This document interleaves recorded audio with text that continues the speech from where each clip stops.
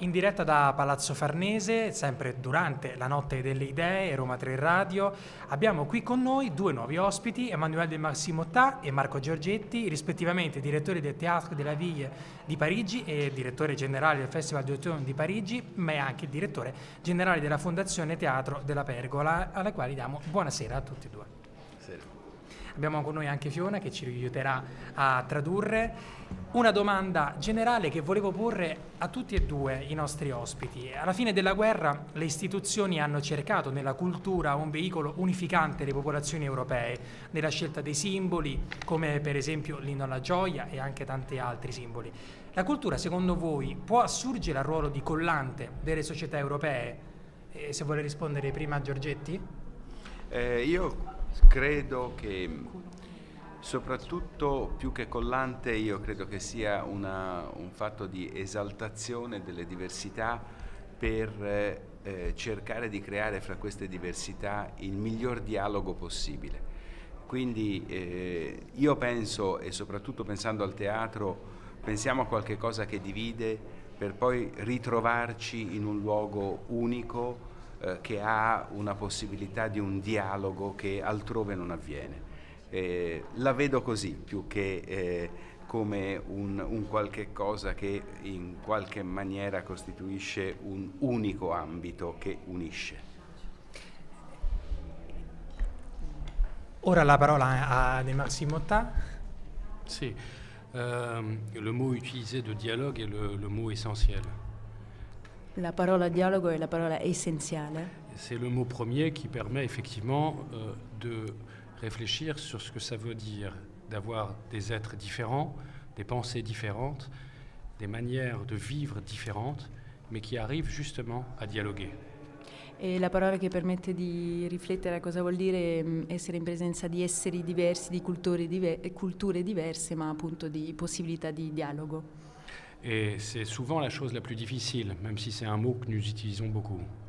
Ed è spesso la cosa più difficile che ci sia, anche se è una parola che usiamo tantissimo. Nous savons très bien que la relation entre les êtres humains peut être faite de peur et souvent de haine. E sappiamo bene che la relazione tra gli esseri umani può essere fatta dalla paura, ma anche dall'odio. Et il ne s'agit pas de mentir aujourd'hui sur ces questions. E oggi non si tratta di mentire, di dire menzogne su queste questioni. Si vous prenez tous les textes du théâtre et des répertoires du théâtre grec à aujourd'hui, et en passant par les grandes comédies ou les grandes tragédies, tous les auteurs ont réfléchi à cette problématique. Questa problematica è stata affrontata, se pensate a tutto il teatro di repertorio, dalle tragedie alle commedie, tutti hanno riflettuto e lavorato queste tematiche. Et au moment où nous arrivons peut-être à une idée d'une Europe qui est désunie, il est essentiel de penser que le lieu du théâtre est le lieu qui permet alors de mettre en dialogue des pensées différentes.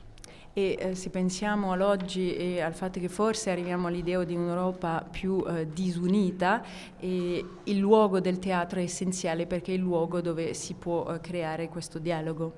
Il faut bien comprendre la fonction d'un théâtre dans une ville. E bisogna capire la funzione del teatro nella città, in una città. C'est un lieu où on peut voir des formes très différentes, avec des langues différentes et avec des corps différents. È un luogo dove si possono vedere forme diverse, lingue diverse, ma anche corpi diversi. Et il faut bien toujours comprendre ce rapport entre le fond et la forme que le théâtre propose. E bisogna sempre pensare, capire questo rapporto tra fondo e forma che propone appunto il teatro. Donc il est évident que plus que jamais, la culture et l'art en particulier a un rôle déterminant à jouer. E quindi è ovvio che oggi più che mai la cultura e in particolare il teatro hanno un ruolo determinante. Prima di chiedere a Marco Giorgetti della situazione del teatro italiano, volevo restare con De Maximottà e chiedere esattamente se ci può spiegare che cosa è la Carta 18 del XXI secolo, che cosa rappresenta. Aujourd'hui, il m'est apparu de manière extrêmement claire que nous démarrons un nouveau siècle. Oggi mi è apparso in modo estremamente chiaro che stiamo iniziando un nuovo secolo. Et je dis bien qu'il commence. Pour moi, il n'a pas commencé. E dico precisamente che sta cominciando. Secondo me non è ancora veramente cominciato. Vous avez le sentiment de faire partie du XXIe siècle, mais moi je ne crois pas. Forse voi avete la sensazione di far parte del XXI secolo, però io credo di no. Vous venez du XXe siècle et votre pensée vient du XXe siècle. Anche voi provenite dal Novecento, XX secolo, e pensate, il vostro pensiero è quello del Novecento. Si vous regardez bien, au XIXe siècle, un grand poète, auteur de théâtre qui s'appelle Alfred de Musset, dans les années 30, s'est posé la question de comment commence alors le XIXe siècle. E se guardate già nell'Ottocento, un grande poeta, ma anche un grande uomo di teatro, Alfred de Musset, già nell'Ottocento poneva questa domanda: quando, dove comincia l'Ottocento, quando comincia il suo secolo? Si vous prenez les surréalistes au début du XXe siècle, ils s'interrogent pour savoir quand est-ce que commence réellement le XXe siècle. Stessa cosa all'inizio del Novecento con i surrealisti, che anche loro si pongono questa domanda: quando è cominciato il nostro secolo?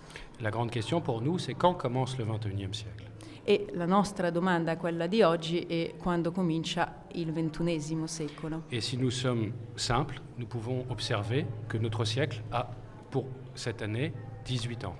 E se guardiamo le cose in modo molto semplice, ci accorgiamo che proprio quest'anno il nostro secolo ha appena compiuto 18 anni. C'est la première fois que pour le XXIe siècle, il y a des gens qui sont majeurs et qui sont nés à partir de l'année 2000 et 2001.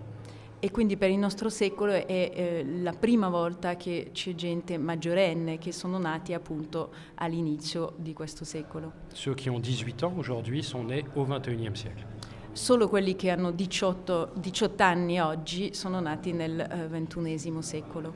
Donc l'idée première est de dire bienvenue à ceux qui arrivent pour ce nouveau siècle. Quindi l'idea alla base è quella di dare il benvenuto a questi esseri del XXI secolo. Parce que eux, ils pensent que nous venons du XXe siècle. Perché per loro, secondo loro, noi siamo invece del Novecento. Et cette chose est très claire dans leur tête. E questo è molto chiaro per loro. Alors c'est ce premier dialogue qu'il faut mettre en place entre le XXe et le XXIe siècle de manière concrète.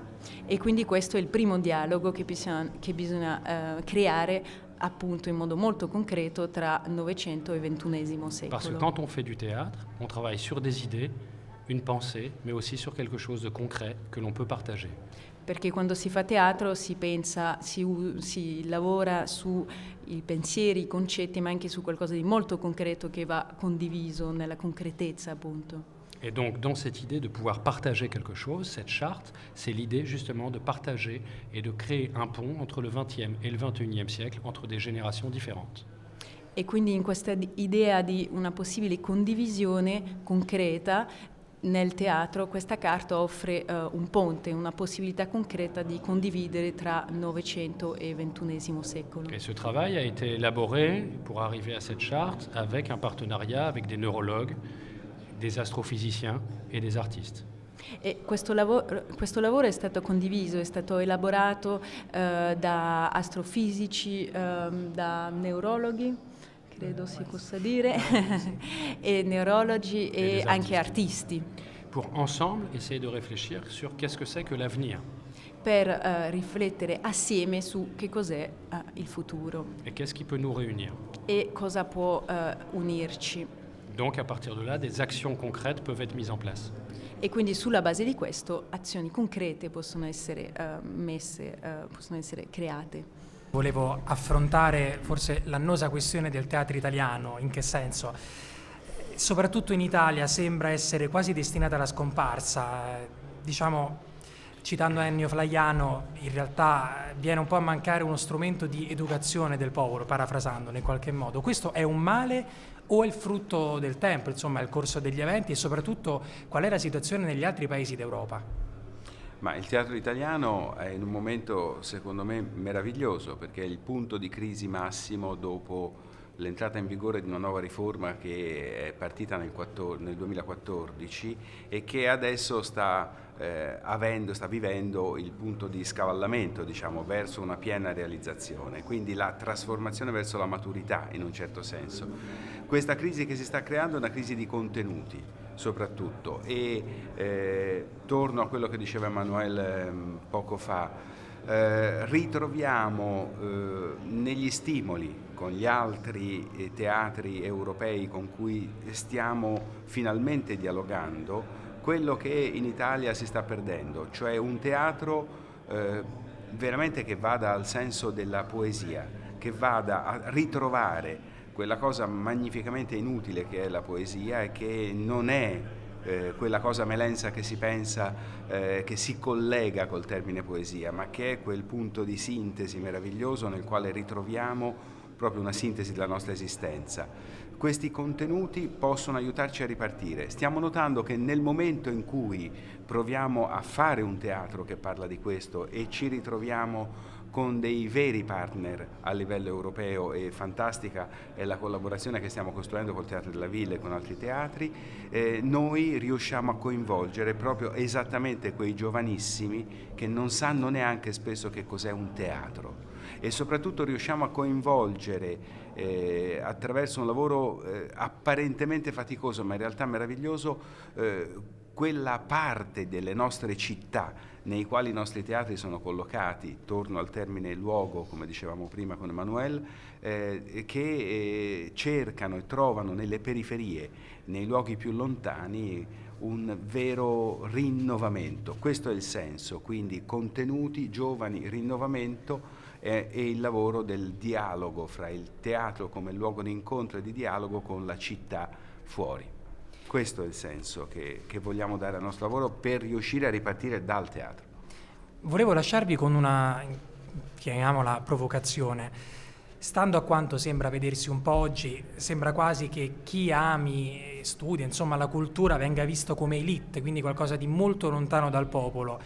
Questo secondo voi può essere frutto di un processo in atto da anni per cui spesso chi ha la cultura si sente anche in qualche modo superiore e non ha fatto molto per condividerla con il popolo, oppure è semplicemente il segno dei tempi? Bisognerebbe parlare molto di che cosa vuol dire cultura, forse possiamo tradurre per Emanuela anche. Io credo che è una domanda molto complicata. La cultura sicuramente noi la possiamo vedere dal punto di vista appunto del teatro, che non è mai una cultura che non è immediatamente fruibile. Il teatro è sempre immediatamente fruibile, quindi è qualche cosa che riesce a tradurre in immediatezza quello che invece è la cosa super mediata che appartiene alle elite. Quindi noi crediamo che il teatro sia uno degli strumenti di superamento di quel problema, poi il resto appunto non lo so. Noi rimaniamo sul teatro. Sì, sempre sul teatro. Prego. Puisque vous posez une question provocatrice, je vais commencer par répondre aussi de manière un peu provocatrice. Proprio perché avete scelto di finire con una provocazione, anche io risponderò in modo provocatorio, Mais très amical. però molto amichevole. Il faudrait commencer par définir la notion d'élite. E bisognerebbe partire da una definizione di che cosa intendiamo con elite. Parce qu'aujourd'hui, c'est un mot qui est très utilisé, surtout dans des moments un petit peu populistes. Et nous ne savons pas très bien de qui nous parlons quand nous parlons des élites. Perché oggi è una parola molto usata, soprattutto in un contesto di forte presenza del populismo, e appunto non sappiamo bene di che cosa parliamo in realtà quando usiamo questa parola elite. Est-ce que nous parlons des élites financières, Elite finanziarie, qui ne sont pas nécessairement les élites artistiques ou intellectuelles? che non sono necessariamente le elite artistiche o intellettuali, Ou est-ce que nous parlons des élites politiques? o forse le elite politiche? Et alors pourquoi toujours opposer élite et peuple? Que veut dire alors le mot peuple? E in questa riflessione, perché opporre sistematicamente elite a popolo, e cosa sarebbe quindi il popolo? Et c'est très important alors de savoir si nous parlons d'une foule ou d'un peuple. E in questo caso è molto importante chiederci se parliamo di una moltitudine o di un popolo. Moi j'ai assisté quand j'étais enfant à une révolution au Portugal parce que je suis aussi portugais. Io da bambino ho assistito ad una rivoluzione, la rivoluzione in Portogallo, perché queste sono le mie origini, io sono di origini portoghesi. Et l'idée première c'était de mettre en place une démocratie pour que ce qu'on appelle le peuple puisse alors voter. E l'idea alla base di questa rivoluzione era quella di avere una democrazia, perché la democrazia dava la possibilità al popolo di andare a votare. Ce sont des idées simples, mais il faut peut-être être très simple pour être clair sur la question du théâtre populaire. Forse queste sembrano idee molto semplici, però bisogna appunto essere molto semplici per spiegare che cos'è l'idea di un teatro popolare. Parce qu'un théâtre populaire veut peut-être aussi dire quelque chose qui est un théâtre très exigeant, qui cherche à apporter le meilleur de la poésie et de la culture, mais pour le plus grand nombre.